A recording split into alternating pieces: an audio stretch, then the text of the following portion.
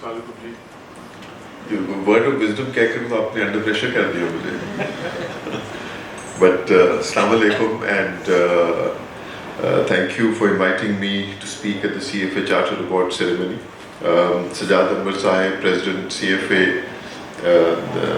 and all the other participants here. बहुत मुबारक हो आप लोगों को.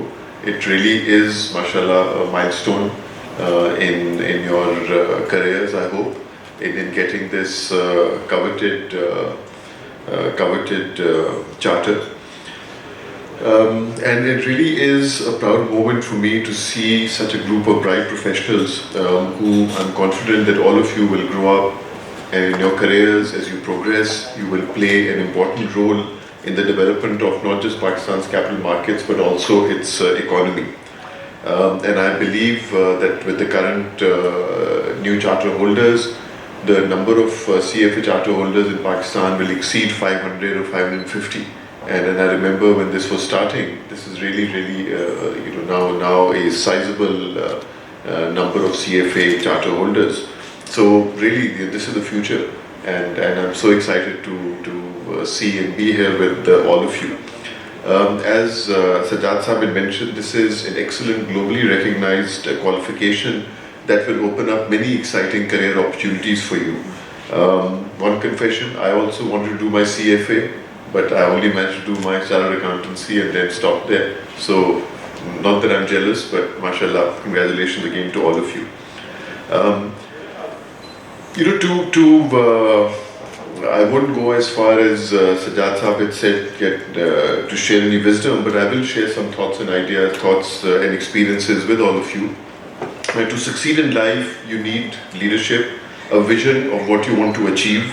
You have to be action-oriented, you have to have a clear moral compass and an understanding of your history and culture.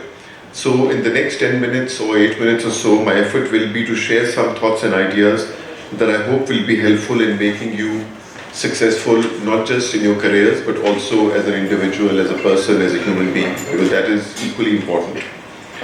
Pakistan is going through another tough period, probably the toughest that I have seen in the last 20 to 30 years. Although nothing that can't be handled with clear, decisive and timely actions, something which successful leaders and CFAs instinctively understand. But it is generally a tough time that we are going through. So let me take you back into a little bit of history. As I mentioned, it's important to know your history to move forward. Some years back, I was president of the Overseas Chamber when the OICCI celebrated its 150th anniversary.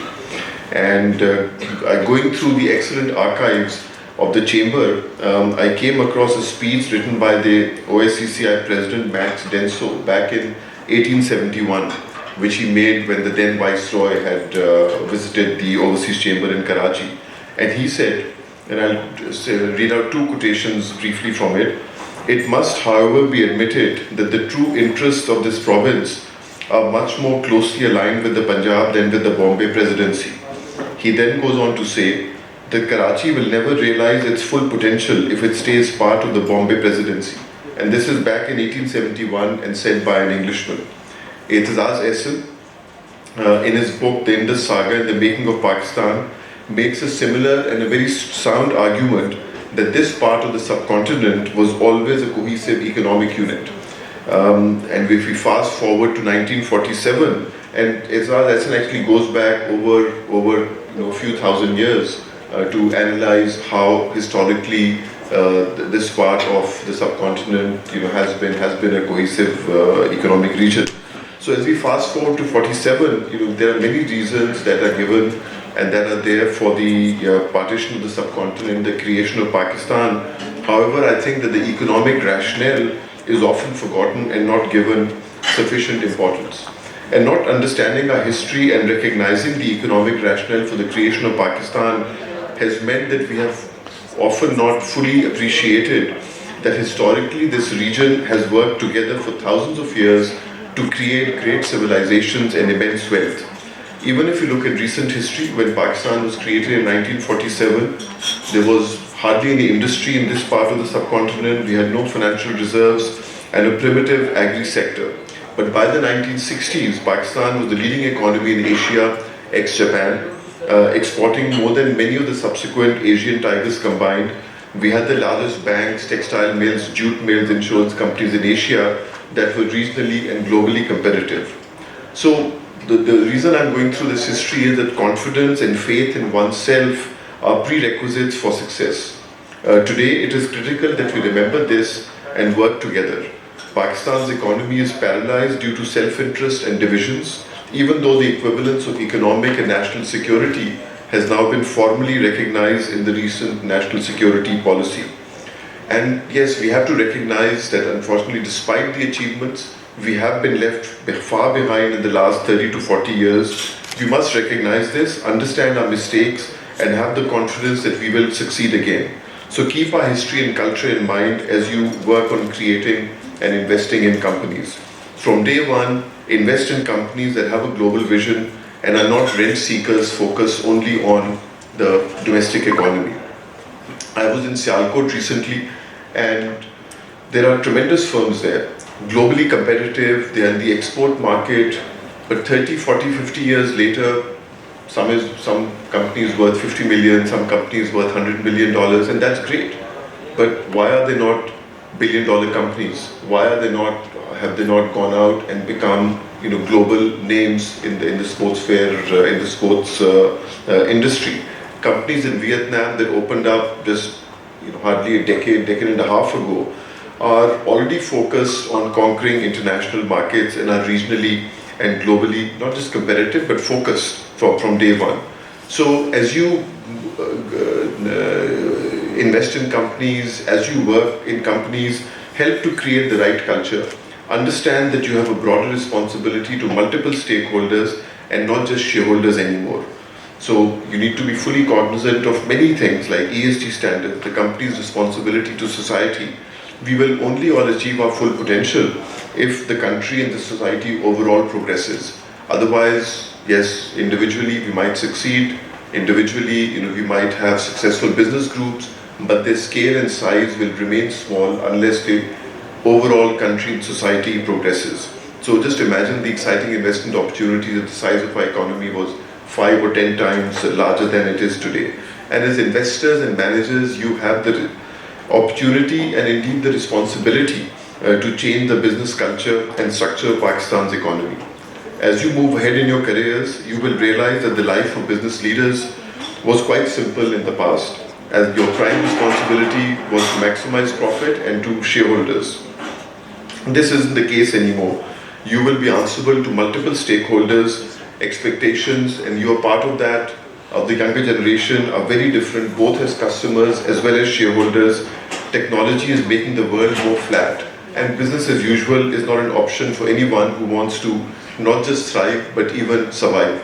And we, as you know, we are going through that debate and discussion all the time in the capital markets and in the stock market, that we have to be able to embrace change and change because the world is moving ever faster.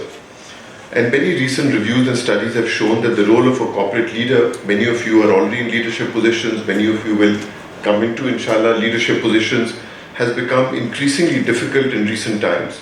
The challenges that leaders have to successfully master and navigate have increased and become more complex, from understanding the impact of globalization, because no one is an island anymore. We've seen recently, just in the last 2-3 days, in the last few weeks and months, how we have tried to, whether it's in the exchange rate and other things, isolate ourselves and stick to a particular stance, and it's not possible.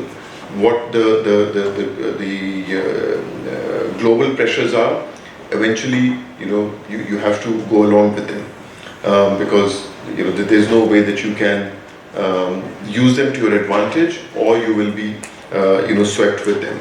So from understanding the impact of globalization, the changes in technology, societal norms are changing very rapidly, issues of diversity, ESG, the need to digitize businesses, which Pakistan, we are still sort of lagging behind, and the e-commerce, young employees, key expectations, and the skill sets that are needed to lead in a new economy, businesses and startups, which are becoming an increasingly important part of even the economy of Pakistan. And now, most importantly, how do you lead in a hybrid work environment where some people may be working, palace sub office know that it was easy to monitor, to be able to lead, but now people may be spread all over the country. They might even be working from overseas as part of your team. So it's made the life of corporate leaders a lot more complex, and you need to master a much greater multifaceted skill sets than was required a decade ago. So focus and develop them from now, because the world will only keep getting more complex as you progress in your careers. So it won't be possible for you to just be a gatekeeper and respond to events. You will have to anticipate and drive change. And for this you will need both hard skills as well as soft skills. And soft skills may sometimes, in our culture, in our environment, we tend to lag behind. So focus on them: leadership, presentation skills, communications, empathy. These are even more critical now. People now demand a lot more than just a salary. If you do not make an effort to understand this, you will lose talent in a knowledge economy, which is the most critical asset that will give you a competitive edge. You must develop what I call the ability to have influence without authority, which is a critical skill as organizations are getting flatter and less hierarchical. Even your direct reports will not necessarily listen to you just because you happen to be a boss. So, जो hierarchical एक structure था कि मैं boss हूँ, मैंने कह दिया तो बस बात खत्म हो गई, does not work anymore. And if it works, it'll still be a competitive disadvantage, because जो ideas आ सकते हैं, जो लोगों की thinking है, will be deprived. So, your CFA membership and the Pakistan chapter, I'm sure, will help you in developing many of these areas. It is very creditable how active the Pakistan chapter is, and I've personally seen how much it's contributed to the capital market development through thought leadership and various research initiatives, including on fintech, independent directors report, ESG, and many others. And at PSX, we are really very, very proud that we work very closely with the CFA Society in Pakistan on many of these initiatives. As was mentioned, the CFA charter is globally recognized and the community is spread out globally. So make use of it and take advantage of this network. The capital markets in Pakistan, where one way or the other many of you will be involved, whether as investors, whether directly working in them, they're well established, but they're still small. So this is a challenge, but it is also a huge opportunities. Factors like recent regulatory reforms, technology, abundant local liquidity, and that's been a big change.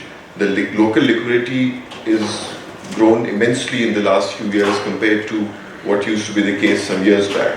At one time we had portfolio investment from overseas of about 9 billion in the market. It's now at less than a billion, maybe 900 million dollars. And previously, if we'd seen such selling come through, the market would have been completely decimated. But all of that has been absorbed one way or the other by local liquidity. Yes, the market has come down, but not in the way that such a huge pressure of selling would have meant in previous years. So take advantage of it, because for the first time in 70 years, I generally believe that we have an opportunity to transform and really break through and grow our capital markets. There are many success stories and role models in the capital markets. So I'm sure there is, if you look around, you will be able to see. You just have to think a bit differently. You have to come up with, using technology, new model. This is an industry that's ripe and waiting to be disrupted. So take advantage of that. My final advice in conclusion, many of you, I hope, already invest or will be investors, and investing with a long-term view and having a long-term horizon is probably the most important success factor in investing.